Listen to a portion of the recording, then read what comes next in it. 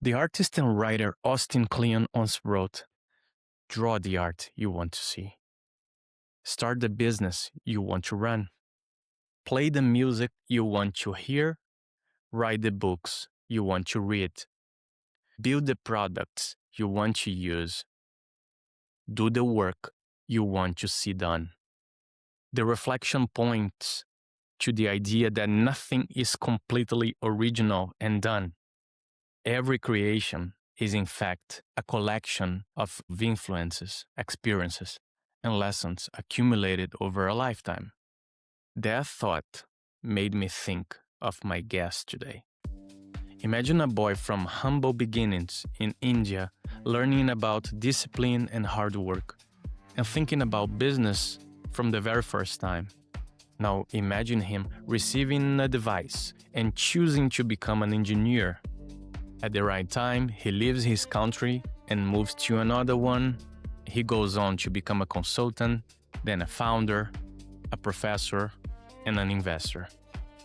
These identities do not replace one another. Rather, he moves forward, carrying each one of them with him. You see, some people spend their lifetimes chasing a title, a label, but life seems to be something closer to a synthesis. Sriram Sundararajan is a venture capitalist, educator, and innovation strategist, operating at the intersection of startups, academia, and emerging technology. Based in Silicon Valley, he teaches at Clara University while investing in frontier innovation through HypergrowthLabs Capital, helping founders bridge global ecosystems, scale responsibly, and build companies that create both economic and societal impact. But what strikes me most isn't the diversity of his titles, but his lack of attachment to them. In a world where investors tend to circle up with other investors, academics with academics, and entrepreneurs with entrepreneurs, Sriram has built his career by moving fluidly between all these silos. And perhaps that is precisely why he's able to spot opportunities that others miss. Today we'll be talking about venture capital, innovation, education, ecosystem building, and above all, the fascinating art of connecting words that typically remain apart. Let's check it out. Sriram Sundararajan, it's such a pleasure to talk to you today. I'm happy that our agendas finally align and we are talking today. And I'm going to start with my most general question in the moment we discuss your life experiences. And I would like to start from the beginning, from your early age, your childhood or teenagerhood. So, what early experience, academic, personal, or professional, first made you realize you wanted to shape startups and innovation, not just study them? Wow. First of all, Silas, thank you so much for having me on your podcast on Peregrine Growthcast. It's really a wonderful experience. I know the conversations that we had led up to this, serendipity probably did its job. But going back to your question, I grew up in India, in South India, in a state called Tamil Nadu. I was born there and then brought up there. And then I did my undergraduate in engineering. But to your question on what shaped up the thoughts, I had a few things going on in my childhood. I did my first cash flow statement when I was about 14 years old. My uncle was an accountant and I was helping him with it. So that probably seeded some thought in my mind about the business side of things. But I wanted to be a doctor. And I was studying to be a doctor and I was in my high school and doing this, but God had other plans. He saved all the patients and I became an engineer. That's what got me started in tech. I was fortunate enough to do my undergraduate in computer science engineering thanks to my advisors. Again, a conversation very casually about which discipline I could take led me to become a computer science engineer. And then when I graduated, it was a struggle in India to find a job, but I was fortunate enough to get a job as a product engineer, which is what got me to the States. I came here developing software, deploying software for schools and educational institutions. I had a lot of opportunity at that time to work with customers, to own independently as a product engineer different aspects of the product. And that got me interested in learning more about what users really want, what customers really want, what's the problem that we are solving. And as I moved to the West Coast, I was in Chicago initially, and then I moved to the West Coast, and then I did my MBA at Santa Clara. That was the beginning of a journey. For the last 2 decades, I've been in the startup ecosystem since I did my MBA here in Santa Clara University. And I'm very grateful to my mentors that really brought me in, because I had this flair for financial models and I had this flair for everything entrepreneurial. And I think that mindset is what helped me to stand out in my class. So, one of my professors, who was also a good mentor of mine, invited me to be part of this journey into helping startups. And I got an opportunity to work with startup founders from around the US, from around the world, in trying to help them get funding. Because as you can imagine, 20 years back, we didn't have as broad an ecosystem as we have today, where investments come by from angels that easily. I'm not saying it's easy now, but I'm just saying, like, you have a lot of angels today. You have a lot of venture capital firms today. Back in the early 2000s, even during the dot-com time, it wasn't so. There were venture capital firms, but they were mostly the big ones and the mid-sized ones. There were no emerging fund managers to the extent that we have now. So founders had a lot of struggle. Founders faced a lot of struggle, and they had to overcome this by telling a good story, standing out, because the number of startups, probably was huge during the dot-com days. And as we came out of the dot-com bust, there was an opportunity for a lot of startup founders to go for funding. So that's how I actually got started in the startup ecosystem. And as I started helping more founders, I realized there was an opportunity to work with these startups. I was in PwC, was a management consultant, and working across different sectors. And I got this opportunity to lead partnerships with Series A through D startups. We would work with these startup founders and we would help them scale and grow. And we would work with them to kind of partner with them and then go to market with them. So it gave me a broader opportunity as well. And I got an opportunity very early on to invest in a startup called Hedera Hashgraph. I did that when I was still in PwC, but I went through all my independence checks and everything to make sure that I could invest. And that was my very first startup investment, and a very good one. And that motivated me to explore this further. So I quit my job in PwC to transition into the startup ecosystem. I started Hypergrowth Labs. Today, Hypergrowth Labs has two components. One is the advisory part, and the other one is the Hypergrowth Labs Capital, where we have the first money fund investing into very early stage startups. I do manage a couple of funds, and the objective I have is to also give a broader exposure to my LPs. So we opportunistically invest into secondaries as well. But the primary motivation is to help early stage founders, because very early on, I realized there was an opportunity for me to help founders. I'm a 2X founder. My first startup was a mobile app startup. The second one is a blockchain startup in the edtech space, and it's called Hyperstack. So we actually, I had quite an opportunity to work with a lot of founders now, and then help founders get capital became one of my objectives. So in addition to investing, I help founders to get introduced to other investors. So I have a set of co-investors as well, friendly funds that are in the early stage startup space. So there's a lot of opportunity here, but I leverage my access being here right here in Silicon Valley, being part of Santa Clara University, to open up my network to founders and to help them. So I hope that gives you the long arc of how I started and how I landed where I am now. But it's definitely been a very interesting journey. And I look forward to sharing more as we progress through the podcast. Yeah. That's beautiful. I just love that. And Shriram, let me say, what a wonderful arc, because some of the elements I would like to highlight. First, your relationship with this educational component, because since early on, you are highlighting how mentors, how advisors were important to you since the beginning, since the time you were in India, and how nowadays you are giving back, right? You are passing Hmm. on, and we can see Yeah. how beautiful this is, which brings me to my next question to you. How did your transition from the classroom environment at a distinguished Mhm. Santa Clara University environment to angel investing, inform your perspective on where ideas become products. How you see the change of environment affect this perspective of ideas turning into products? That's a great question. And I want to connect the dots from my experience in India that really shaped up my perspective here. Because growing up in India, you know, I grew up in a India that is quite different than what you may be seeing now in the news. And if you visited India, the growth and development that you see.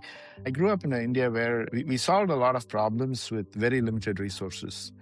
Innovation was not a buzzword, back then that was quite common, but it was about survival. We found creative ways to overcome constraints every day. I remember, I come from a very humble background, not a poor background, but a humble background. And so I grew up riding buses, traveling by public transportation, and figuring out the best possible way I could use the resources with, the money that I had. So I Mhm. grew up with constraints. So I understood how you have to work in a capital constrained environment. When I moved to Silicon Valley, I realized quite the opposite. I experienced abundance. I saw abundance of capital, abundance of talent, abundance of technology, the networks that we have. It's just so abundant. And what struck me was that there's breakthrough innovation happening here in the Valley that happens because we are at the intersection of ingenuity and opportunity. And and going back to your question, the university ecosystems are so unique in the valley. And you can imagine this. We have Santa Clara, we have San Jose State, we have Stanford, Mhm. we have Berkeley. They offer so much in terms of resources that mm, when I came to Santa Clara, I just didn't want to study innovation. I wanted to experience it, to be a bridge connecting ideas, talent, capital, execution. And I also realized that venture capital was a way for me to directly shape this future rather than just observing it from the sidelines. So I made a very conscious choice to become a venture capitalist, and that's what helped me to kind of leverage the ecosystem, the networks, and really, make the transition, because ideas become products, but they become exceptional businesses because of the capital that's available to them and founders that are able to leverage that capital, access to networks very easily. And surprisingly, teaching and investing are connected for me right now. I teach a course on venture capital, and a few of my students have gone on to become investors in startups, so which I'm co-investing with them. One of them happens to be FanHaven, founded by a wonderful team of founders from Loyola Marymount, Cole and Caden, and it's an amazing journey. So I've seen, like, my teaching actually influence students, and in the classroom I see students, entrepreneurs. They wrestle with ideas, they wrestle with frameworks, and they're always looking at how to execute better. And I'm helping them think through that. And this transition has taught me that when somebody is building something great and they're able to find the customers and they find that product market fit, they are able to do that because they are resilient, they are adaptable, and they have the ability to learn. And the classroom experience easily transfers to the in-person live experience they have as founders and VCs. So this is also manifesting itself in terms of the investments that I make. So I see a transition that was possible for me because I was here as a student. I was working with founders to get funding. I'm here as an educator. I'm actually able to connect the dots to create venture creators, to create the venture capitalists needed to make sure that we can grow. And this is, something that is a living proof for me. I'm able to see startups like, I'm just helping a startup right now called Aleph. Aleph is funded by Jim DeCowney. Jim is the founder, from Santa Clara that actually, is creating the flying car. He has a working prototype. Tim Draper is an investor in it. So startups like this excite me, and I'm able to very easily transition from the teaching environment to the, I guess, the actual real-time investing. Show my students how it works, and then they follow me. So that's actually, like, a very amazing way in which I'm able to make the transition, or have made the transition from academia to real-world investing. That's amazing to see, and the way you feel so integrated to the ecosystem in multiple fronts, right? It's something I currently see happening. A lot of time our founders they are technical, they are skilled, they are in the problem, but a lot of times they lack some of the other boxes, right? On the educational Hmm. side or in the network building. And the fact that you navigate this ecosystem in such a classy style is really exciting. It's really inspiring to me. Thank Something you. that Yeah. that I would like to ask is from your perspective, the other side of the table. I want to pick your brain here. So, having roots in India and a career Hmm. shaped in Silicon Valley, how did exposure to multiple innovative ecosystems influence your view of founders and scalable opportunities? I'm pretty sure that over the years, your perspective on good teams and scalable solutions have changed. I'm assuming, right? hmm What is your take on that? Yeah, great question, Silas. My background, having grown up in India and studied there, worked there, has shaped a lot of my foundational thinking. Growing up there, studying in India has taught me a lot about being resourceful. I believe resourcefulness is a very important trait in a founder. And coming to Silicon Valley, what Silicon Valley has taught me is ambition to grow, ambition to exceed expectations, ambition to create something unique. And I believe founders that combine this resourcefulness and then the ambition are very successful. And I've met a lot of founders here in Valley, that have done both. And I often see that when it comes to emerging markets like India, for instance, my view is that when talent is very evenly distributed between places, you can actually achieve a lot because there's just abundance of talent. But in emerging markets, I know that founders are resource constrained, so they have to do more with less. While in Silicon Valley, they learn to think globally from day one. And so this is a opportunity for a lot of founders. When they actually want to think about scalable opportunities, they need to think global, how they can actually build a global ambition. And some of the most exciting investment opportunities for me are when founders combine the global ambition with the deep insight they have. A good example is I had a set of startups that came from India recently to the US. This was from one of our partners, IIT Madras Global, and we hosted them. And I was in the panel discussion, and there was a question about, what is it that I would advise startup founders coming from outside the US? And I would say, get to know your customers, be close to your customers, wherever they are. If you are in manufacturing or logistics, and you believe the Midwest is the place where you can find most of your customers, just go there, stay there, talk to the customers, be close to them. I think when I see founders combining their ambition with the insights they have about customers and leveraging them, I see a great opportunity. I think they are already thinking how to scale, how to grow their ambition and grow into that vision that they have built for them.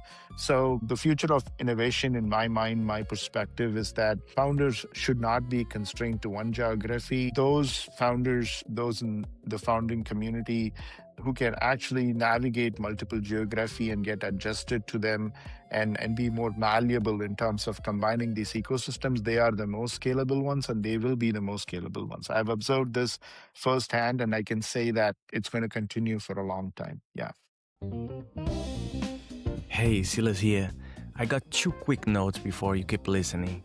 First, the purpose of the Peregrine Growth Cast is to bring you conversations that can completely change the way you think about business, growth, and the life you're building around it. So, hitting follow on Spotify or subscribing on YouTube is actually super important to help push this work further and make it reach more founders and builders around the world. Yes, you're part of this with me.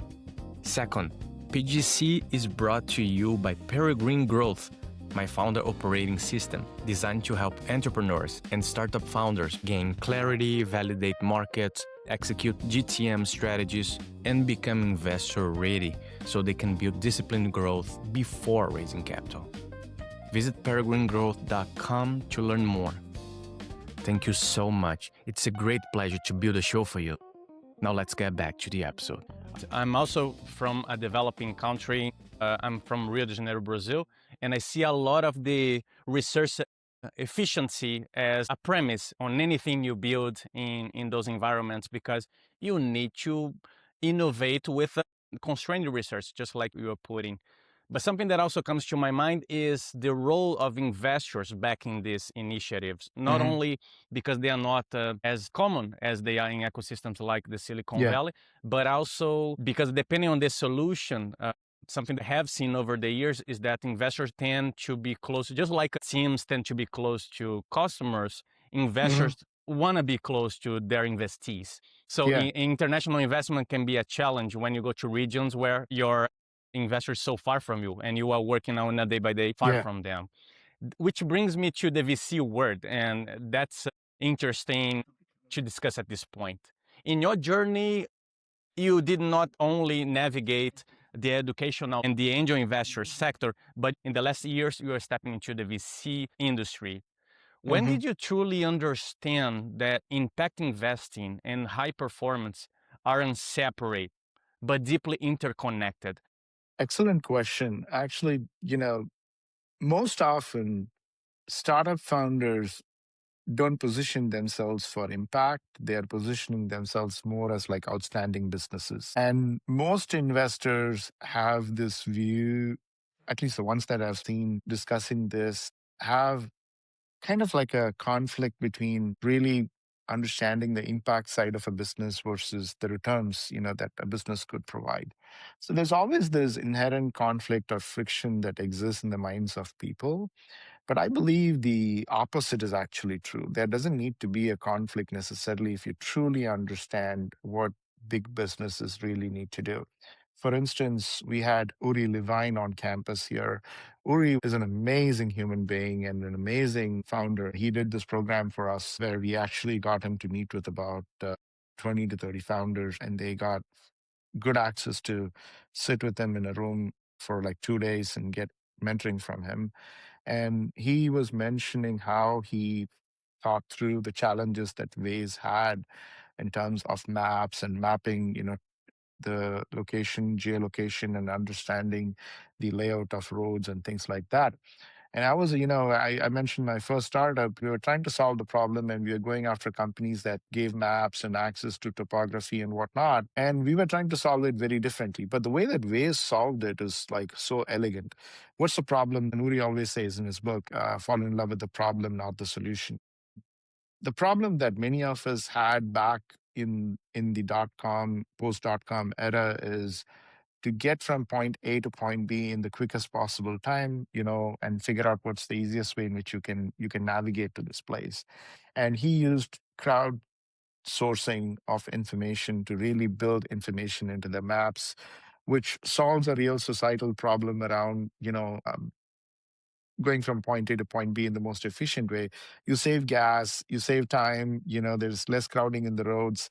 You're able to redirect people more efficiently. So there's impact, but there's also returns that as investors saw. They were acquired by Google. So there's an example of someone that said, I'm not building a big business. I'm actually solving a big problem. And I'm going to actually like solve this problem at scale so that I can improve access, productivity, sustainability, connectivity. So good founders don't just build big businesses, they actually solve big problems. And so when you solve that, the impact part is actually very evident.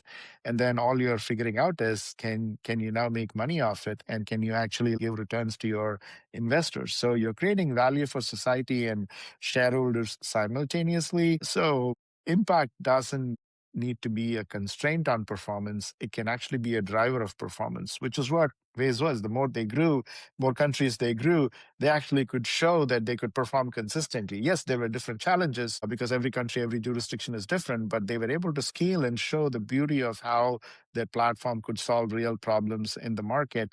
And that actually resulted in them driving better performance. And the fact that impact is taken from this approach, spectrum perspective, right? It's not necessarily are you an impact driven or are you a profit Hmm. efficient business? Based Hmm. on your investment thesis, would you share a specific investment or founder's decision that changed the trajectory of more than just a business, maybe culture or community or industry Hmm. norms? Do you have examples that Yeah, you feel comfortable to share? absolutely. So I have quite a few investments. across US and India. One of the more recent founders that I'm helping is Jim at Aleph, the flying car. Now, this is a company that's solving problems around transportation and urban mobility, because you can imagine building a flying car is not easy. But what's the problem that you're really solving? You're solving a problem around transportation and urban mobility. And people often confuse this with like, oh, it's a crowded space because there's a lot of eVTOL companies. This is not a eVTOL, it's actually a flying car. The car actually drives, and then you can hop over traffic by actually then starting the flying mode. So it's a very different, modality with which the problem is being solved. And challenges around transportation and urban mobility are going to increase over time.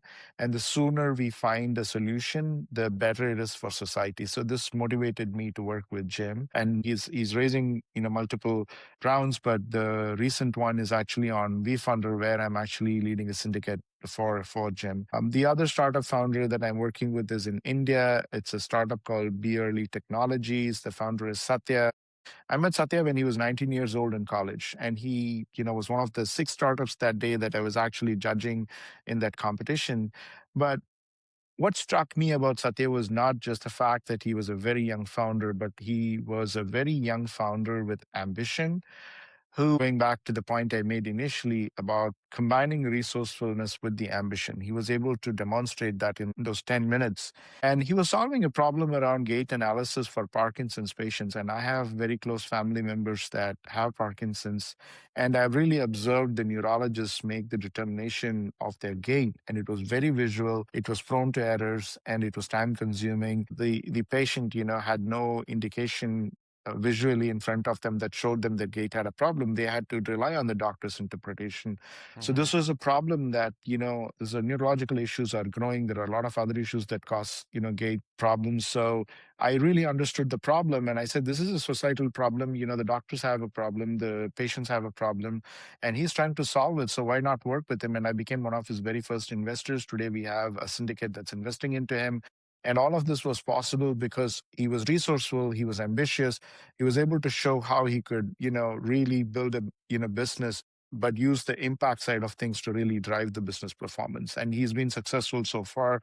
God bless him. He's doing great. So another example of how you're actually investing, or I'm investing in a founder that's solving a problem at scale, that's building a business at scale, and that would probably be very good from a returns perspective for investors. But really, it's about the impact, and it's about the impact driving performance. So just a few things about like founders like this. We invest in medtech, we invest in other spaces too. Anybody that's solving a problem at scale, I'm actually very interested. Fan Haven is another example. Cole and Kaden are building something around communities for celebrities, for instance, and they are allowing fans to have a single identity that can help the brands, the celebrities, to kind of understand what their fans want in terms of merch, how often they come and buy, how they can be more connected to Hmm. the fan communities, which is information they didn't have before. So the celebrities, the musicians, the celebrities are so happy that they have a platform now that can help them engage with their fans, understand their fans better, and also build a better community. So the most impactful founders, in my mind, don't just build products; they build great businesses that solve real problems. And that just fundamentally changes the conversation about what is possible. And these are the founders, the visionaries that we invest in from Hypergrowth Labs Capital. That's an excellent take. I'm also considering here that the type of investors I really appreciate are those who see their capital allocation as a tool for change. I really like this level of ambition with capital used Mhm. intentionally as a drive, right? Something I would love to ask, it's related to the industry. Looking at global markets today, what Mhm. still needs to evolve critically? Leadership mindsets, access to capital for diverse founders, or systemic support across ecosystems? Another great question, Silas. When you look at the 3 things that you asked: leadership mindset, access to capital, and systemic support. Leadership mindset is very foundational. The uh, problems that founders have around leadership are several. Uh, there's institutional leadership, where they have to think about their organization and how everything comes together, the system thinking they need to develop so that they are more holistic about how they are thinking about solving problems. Then they have leadership from a situational perspective. Like, I need to go talk to investors. I'm not able to tell the story right. So what do I need to do? So that self-awareness comes in. And then the situational leadership, when they're facing investor, kicks in, where they need to actually demonstrate that leadership, that they're able to hold the ground and they're able to have the conversation. So leadership mindset becomes very foundational no matter which aspect you do. And I created this program called Startup Leadership Program, where we bring in founders and we are really understanding what areas of leadership they need to take care of, the gaps they have around sales, for instance, around go to market, for instance. And so these are areas, real areas. As you can imagine, you have focused advisory as well. It's a real challenge that founders have. So leadership mindset and gaining competencies to address the gaps in that leadership mindset is going to be really critical for founders. It's very foundational for founders. And then the access to capital is something that is a constraint. And the way that they need to think about this is, I have a 4C framework where the first step is building clarity around facts. And with clarity comes confidence. With confidence comes conviction. And with conviction, comes the capital. So capital always follows the conviction. It never precedes that conviction. Because if you're not convinced, you cannot convince me as an investor. So you as a founder have to be convinced before you can convince me as an investor. And so you need that clarity, confidence, and conviction so that the capital can actually follow. So that's the second part of how access to capital matters and what really matters when you need to go after capital. And then the support, that you need from the ecosystem is really important. You have investors on one end, you have founder support systems like accelerators, incubators, access to government resources becomes key. And then startup hubs, venture builders, these are all like really part of the ecosystem. And they all come together to make sure that founders can be successful so that they can adequately deploy capital in the right places and they have access to resources that helps them develop the leadership mindset, addressing gaps in the different areas. So, founders really today have access to more resources. And I think the ecosystems also need to recognize that and adequately prepare themselves to continuously offer things that founders would need. So they all need to come together. So the leadership mindset, the access to capital, and the systemic support across ecosystems need to come together to really benefit founders. This is extremely important. I'm thinking of founders who are still navigating the best way to position, the best Mhm. way to communicate with investors. Because I see the merge between clarity on data, right? Being data informed, backing you and giving the confidence, but also Yep. learning how to perform, right? Learning how to communicate in a way that's engaging, that's convincing, that's exciting. Mhm. We walked through your life experience through impact as a component, but now I would love to discuss growth. And here Mhm. is the moment to think in terms of revenue generation, results, business. My first question to you is, what's the most challenging inflection point of your career? Mhm. That one that reshaped how you evaluate risk, people, and opportunities. Yeah. When I reflect back on my investment journey, I was definitely investing for the opportunities, but I was investing in the problems that created these opportunities. Really, founders who are solving these problems, going after these big opportunities. And once I shifted my focus from just looking at the idea, because you get excited about a lot of different ideas, right? I mean, as a founder, you're passionate about the problem that you're solving. And there's a lot of investors that probably get excited looking at exciting founders.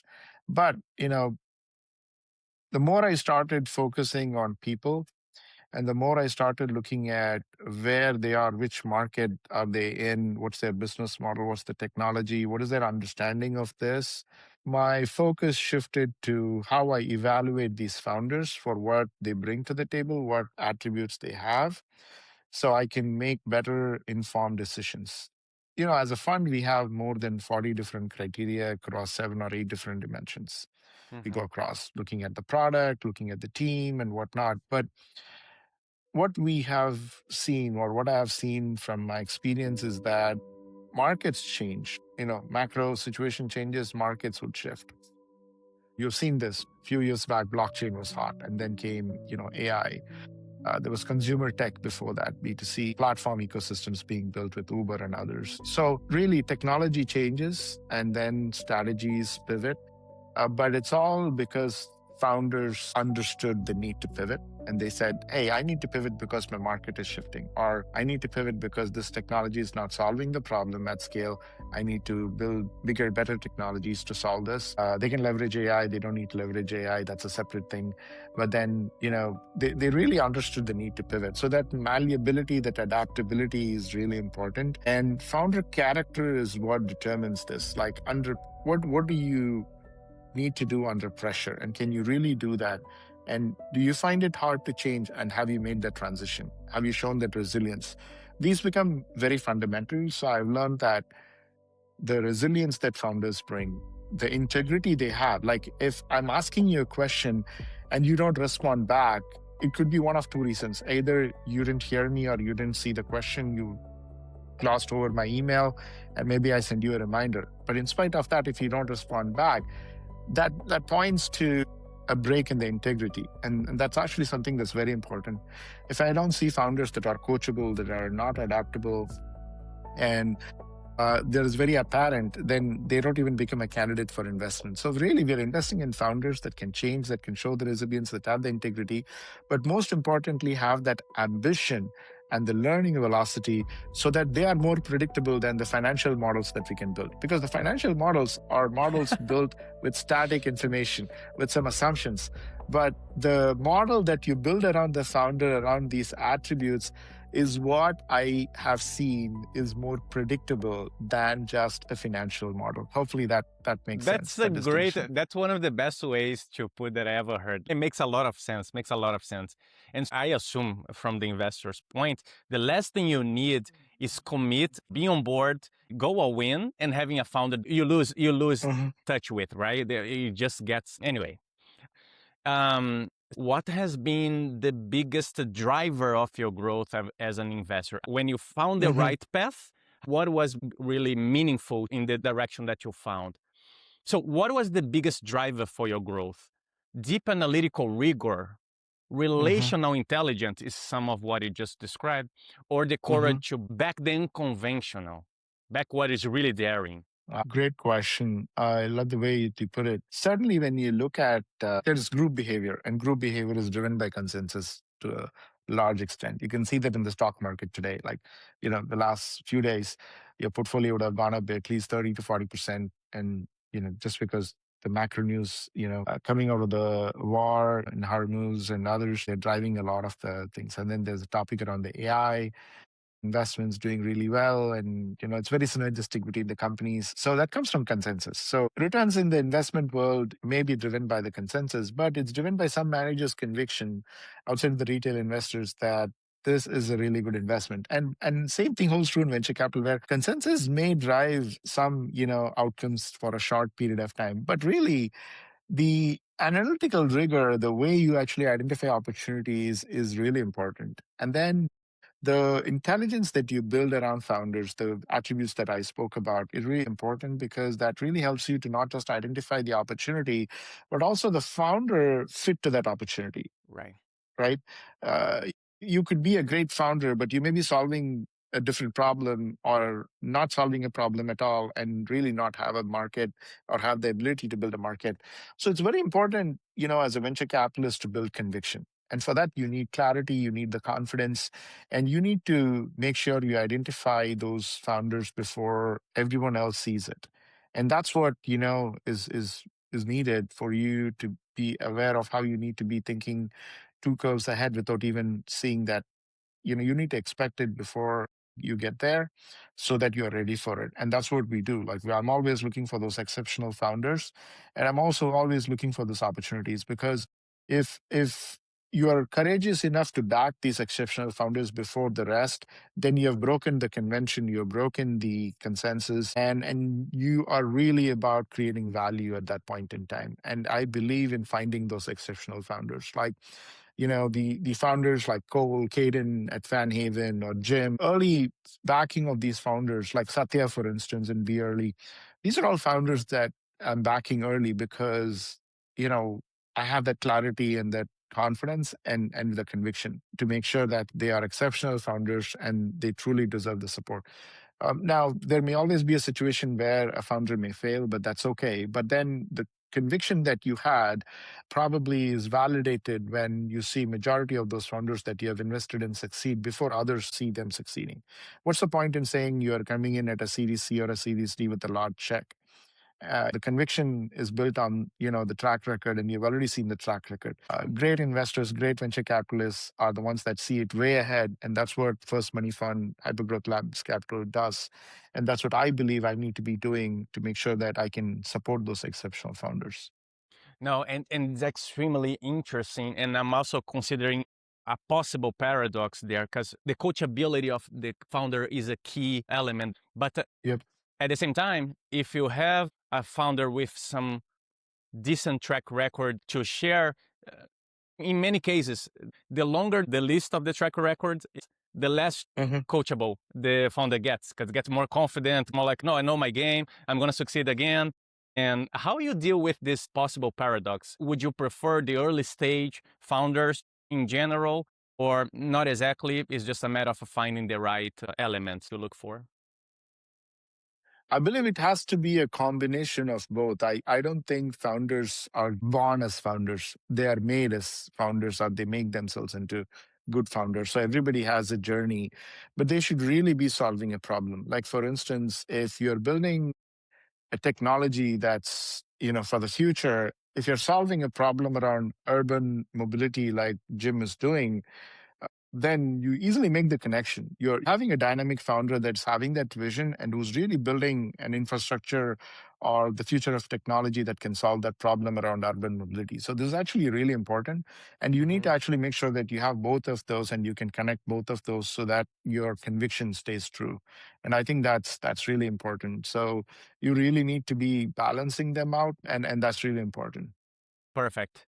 So my last question to you would be, if you could build an investment firm from scratch today, like a perfect one, flawless, informed by what you've learned across India, the US, and beyond, all markets you navigated, where would your attention be? Okay, to answer your question, I have to bring some examples here as well. Shoot. In the last month, I have met founders from India, from Germany, from Brazil, for instance. Awesome. Back to your home country. I had the opportunity to meet students from Link, Thomas, Victor, who actually have this place in Atherton, really amazing place where they incubate startups and bring them to the US to help them understand. I've got an opportunity to meet several startups now from different parts of the world. And we really have a great opportunity in front of us where systems are converging, ecosystems are converging. And so solving problems at scale, no matter which country you are in, is going to be important. So the first framework element would be, do you really have that vision around the global scale that you want to go after? So that's very evident.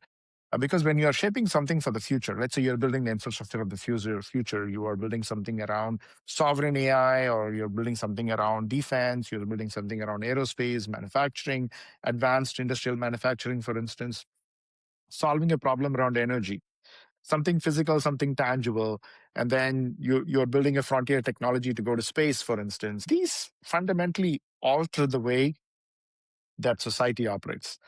If a founder is able to describe their vision for what problem they are solving at scale in these places, that becomes the second element of this framework, where you now have the opportunity in front of you and you have the founder in front of you. And you can really combine these two. And even based on the most recent investments that we made, we invest both in primary and secondary. So we invested in Anduril as well. And we believe that there are some compelling investments, like the Aleph story, is very compelling. And they're not building products, they're actually infrastructure bets.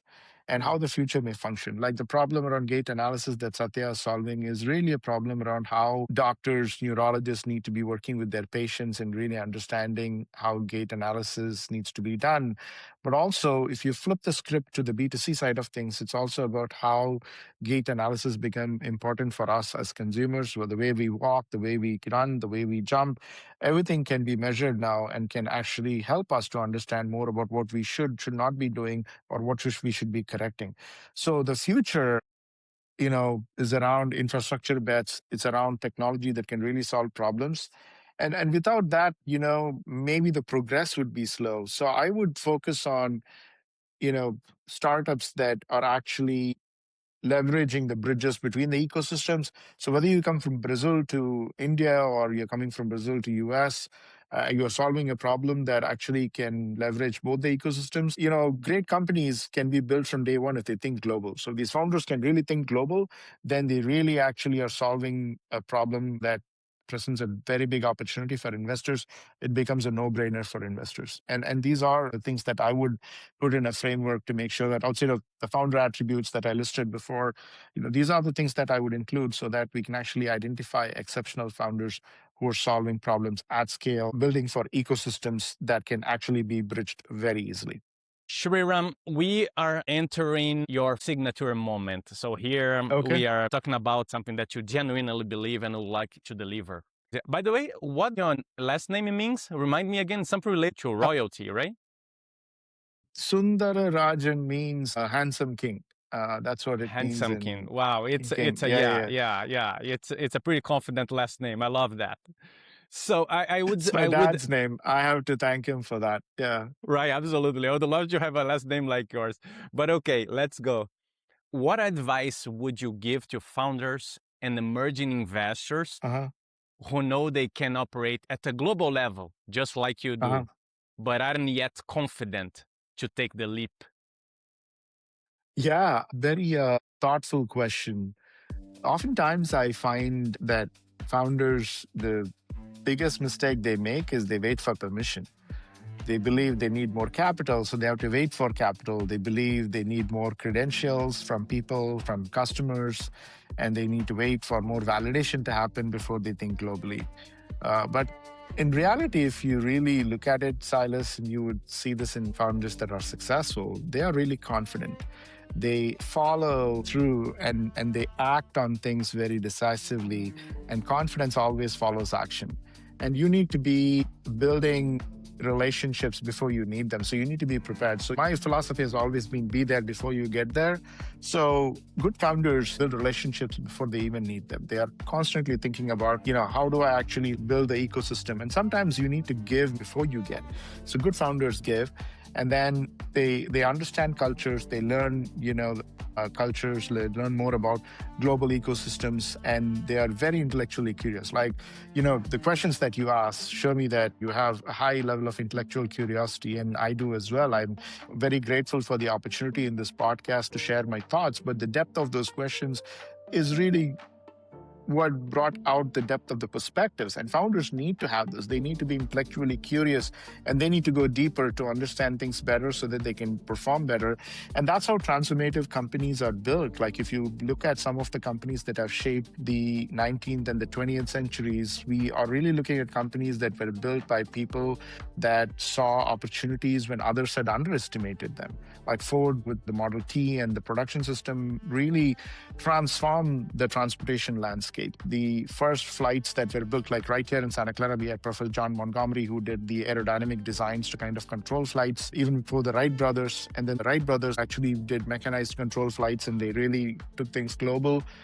All of these require some vision. These were built by people who were initially underestimated, but who really showed the world that they could transform society and have a bigger impact with their inventions. And the future belongs to those that really can create similar inventions that can transform societies, that can cross boundaries, whether these are geographic boundaries, whether these are technological boundaries or there are intellectual boundaries. And related to that, I'm actually building something called the Free Angels Network right now, where founders can come together. They can cross the geographic boundaries very seamlessly. They can cross the technological and intellectual boundaries seamlessly. And founders need to leverage these networks. And founders that are successful are the ones that eliminate their blind spots, that are situationally aware, that are intellectually curious, and really are solving problems at scale. And with that, I wish all the founders listening to your podcast the very best, the investors that are listening to your podcast the very best. I'm here to connect, and I'm more than willing to reconnect with folks that probably after listening to your podcast want to follow through on any of the questions that I answered. But really founders that, have all of these attributes, I think they are the ones that can operate and can be successful. And so are investors who would probably see through these, who would see these founders and really build the confidence in them. Those are going to be the most successful investors.